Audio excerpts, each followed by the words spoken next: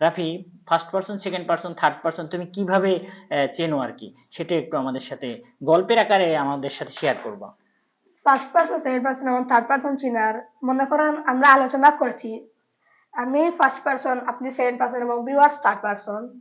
যেমন আমি, আমরা, তুমি, তোমরা, পরে বাকি সব হলো থার্ড পারসন। আমি, আমরা ফার্স্ট পারসন, তুমি, তোমরা সেকেন্ড পারসন, আর বাকি সব তারা, তাদের, তারা এবং তাকে সব থার্ড হলো থার্ড পারসন, পারসন। তারা বা সে। সে রহিম কোন পারসন? রহিম third person. Third person.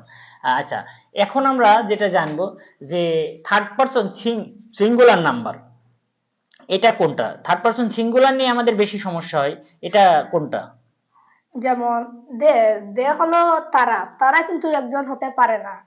C, সে একজন single person, he is single person. তাহলে এই হি বা সি বা রহিম, এটা থার্ড রহিম পারসন সিঙ্গুলার, সিঙ্গুলার। তাই না? আর থার্ড পারসন প্লুরাল কোনটা?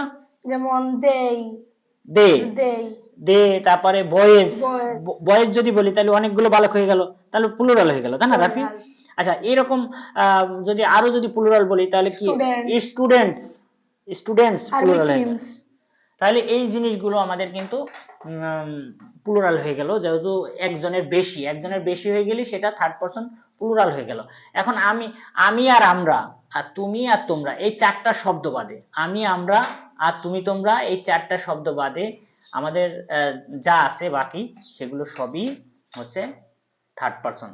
আর সিঙ্গুলার হচ্ছে একজন আর বা একটা জিনিস, আর প্লুরাল হচ্ছে একটার বেশি হলে সেটা প্লুরাল, সেটা আম, ব্যক্তির ক্ষেত্রে হোক আর বস্তুর ক্ষেত্রে হোক।